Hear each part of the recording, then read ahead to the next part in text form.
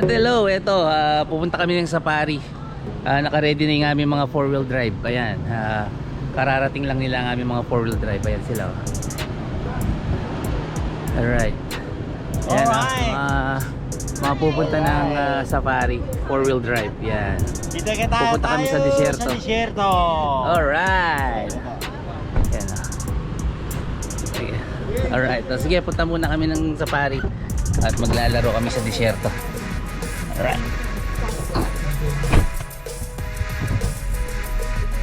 Hi! Dito tayo kay may video dito. Alright. Hi! Welcome to my vlog. Ano mga Diyos? My friend, how far? 40.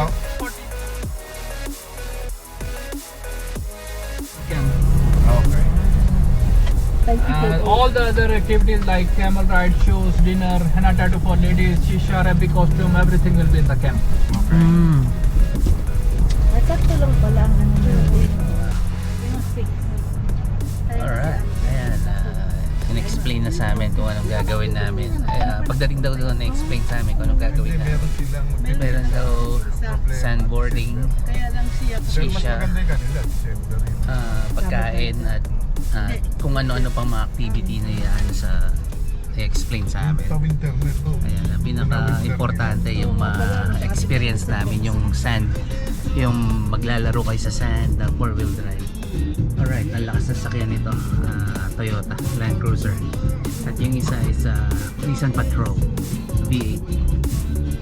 Alright. My friend, when we are in safari, you play the Jaiho, eh? Jaiho. Yeah. Alright. No, that song, I like that song. You are Pussycat Dolls yun, Pussycat Dolls. the sun. Pussycat Dolls. Ayan. Request ni Paring Jong kapag nasa sand daw kami ng kanta ng Pussycat Dolls, yung Jaiho. Alright. Okay. Totally smooth. Have big views, no natural trees, no stones. So in future, whenever you want to book for desert safari, always book for the red desert only. That is more safer as compared to this one. Meron daw white desert and red desert. So ang pupuntahan namin yung red desert. Talagang wala ka daw. Sa red desert daw wala ka daw makikita ang mga halaman. Sa white desert makikita ka pa ng nakatanim na halaman. Ayan. Soil na. Yan ang white desert. Kaya sa disyerto, wala.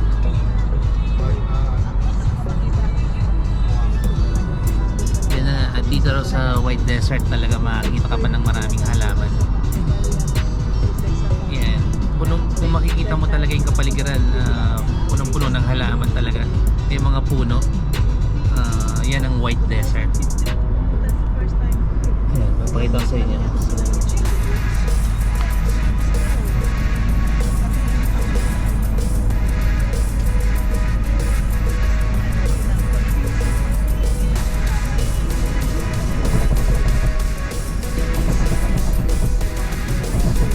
Ayan, nakita niyo yung mga puno guys. Dito lang yan sa white desert. Pero yung pupuntahan namin, wala raw talagang halaman, walang puno na tumubo.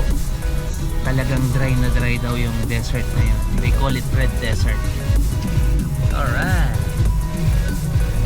This is one of the fastest road in UAE. This road is called Hatta Oman Road. This road is heading towards Oman border. And yeah, this is one of the fastest road in UAE. Till Hatta you can drive on 140, and from Hatta to Oman border you can drive on 160. Whoa! Wow. Itong road daw na to, kung narinig nyo, pwede kang mag-drive ng 130 to 160 going Oman. Yan, ganun ang kabilis ang speed. Kaya kung babagal-bagal ang sakyan mo dito, hindi pwede. Alright. Amazing. Iba yan, ang sarap pumataw dito sa kalsada to 160. Train mo naman yun. Grabe. Sinasabi ng driver. On this road you will see all SUVs like Nissan Patrol and Land Cruiser, because all cars are going for safari.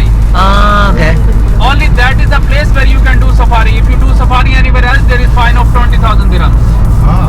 Just for the safety of tourists. So it's only Nissan Patrol and No, Land no, no. Cruiser. That, They're using Four-wheel drive. usually. no, no, no. Actually, it depends on the SUVs. If you have Fortuner, you have Square, you have Armada, you have Nissan Patrol, Land Cruiser, any car you can take there. But you can only do safari in the Red Desert.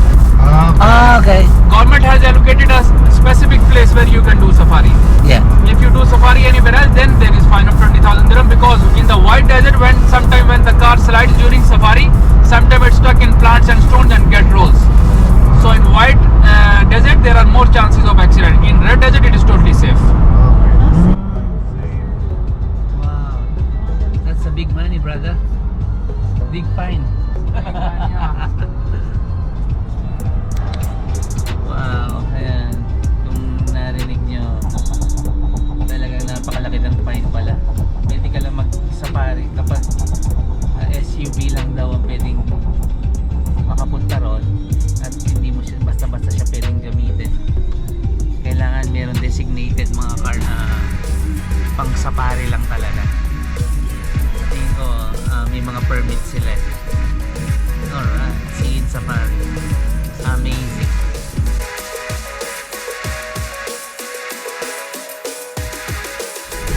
Ayun, dito daw sa kabila namin kung makikita mo, State Farm pala to. Now before this roundabout, it was Dubai. After this roundabout, it will be Sharjah. yeah. Ayan, nasa border na raw kami. Yung kabila Sharjah, yung kabila Dubai. So this is a big roundabout. Ito yung border niya.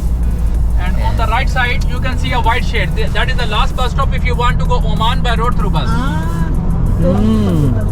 And now we are again on Hatta Oman Road. Oman border is just 75 km away.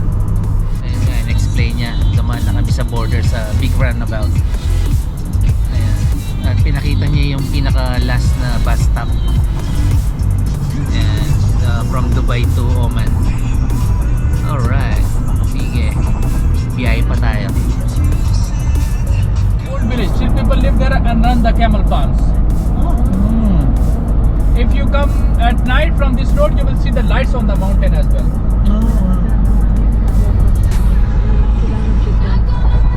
Tingnan na ngayon, nakikita yung mountain sa kabilang side yung pinakita ko sa inyo.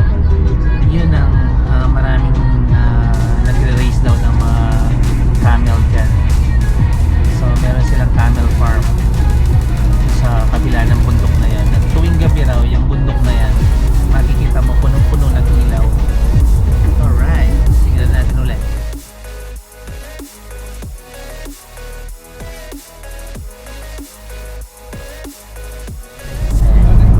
This is all Red Desert. The Red Desert is only in Sharjah, nowhere else in the whole UAE. Even people from Abu Dhabi come here to do safari because this is the safest desert for desert safari. Oh wow. Yan yung nasa left daw. Yun yung Red Desert. At marami pupunta raw ng ibang part ng UAE para mag-safari dito sa Red Desert na to, because ito yung pinaka-safe Red Desert in the whole UAE. Ayan, in-explain ng brother namin dito. Red Desert, yung dinaanan natin kanina, it's White Desert na medyo mga halaman pa. Pero dito, wala na halos halaman na tumutubo sa Red Desert. Talagang red na red. Alright. This is our first meeting point. Here I will explain your all activities, then I will send you for safari. Welcome to Desert Safari. Bibili akong isa.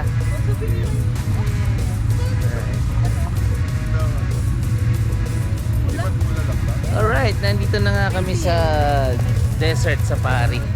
At dito ang daming activity, grabe. Ano po, yan. Ang ganda. Ayan, may mga karamihan na mga sasakyan dito, SUV, 4-wheel drive. Wow, ang ganda. Grabe. At medyo maganda yung klima ngayon. Hindi masyadong mainit. At wow, tingnan nyo naman. Ang daming mga ATV rito, 4-wheel drive ATV. Wow.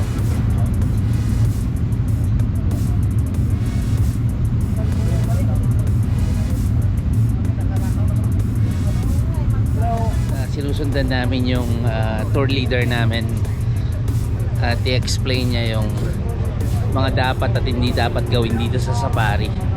Ayan, i-briefing nila kami kung ano yung mga activity na dapat sundin ay na dapat gawin at mga activity.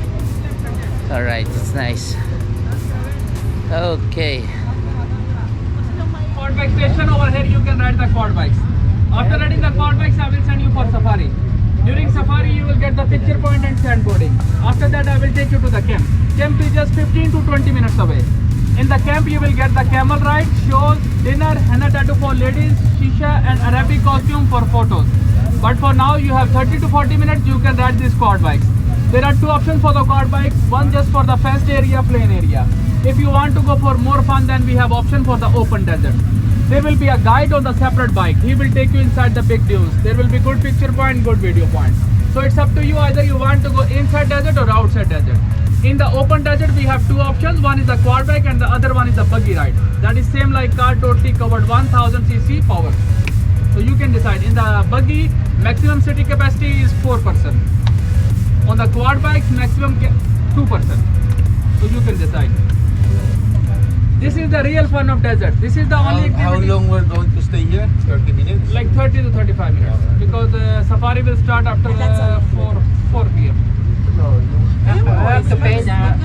Yeah, this is an extra activity, but if you want to go, I will give you good price as compared to counter. The counter price is very high. But I will make some discount. Alright, so ayun na nga, in-explain nila sa amin, maghihintay pa kami ng 30 to 40 minutes para makapunta kami ng safari. Bagi na lang. Actual price is 150. Kano kaya? Apat. But I will make it Maganda yung bagi. Yung may bubong. couple price Wala bubong lahat eh. Pero may bubong, ayun o. Ayun. Outside ko nyo, outside sa accommodation. Pare, once in a blue moon to, ito yung ATV, all-terrain vehicle na area.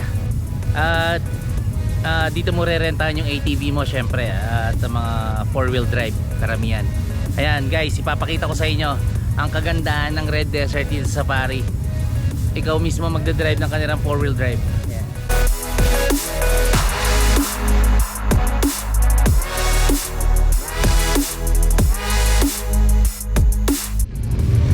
At yan ang kagandahan ng Red Desert Safari. At kasama ko dito si Boss Boy. Boss Boy. Hello. Ayan, si Boss Boy. Ayan, oh. Wow, buti pa siya may-ari nito. Ang lugar na to. Kaya kailangan magpapaalam muna kami sa kanya. Tingnan mo naman kung gaano kalaking hektar-hektar yung lupa ang binili ni Boss Boy dito. Ayan. Ay, tayo. Just walk around and buy At ayun na nga, maghihintay pa raw kami ng 30 to 40 minutes para makapag magpunta sa safari. At pwede raw kapaba daw wala kaming gagawin. enjoy this activity. This is the self-drive activity. Wala pa rin gagawin. Pwede na raw nila kami sumakay muna ng mga 4-wheel drive at mga quad bike. Ayun, all-terrain vehicle ATV. Habang naghihintay kami ng 40 minutes. Alright, sige. I love you. Alright, may nakita akong gwapo dito sa safari, oh. Ayan, oh. Ito yung may-ari ng buong safari. Yung makikita yung malawak na disyerto na yan, kanya yan. Dati yan na nagre-race ng mga camel pero ginawa niyang safari something event. Yan, yung mga activity. Ayan. Yan ang kayaman. Yan, sa Binabantayan Dubai. niya yan. Alright. It's sa Dubai. Yan ang aking bagong biling sports area. Yan. Para sa mga Grabe. 4-wheel.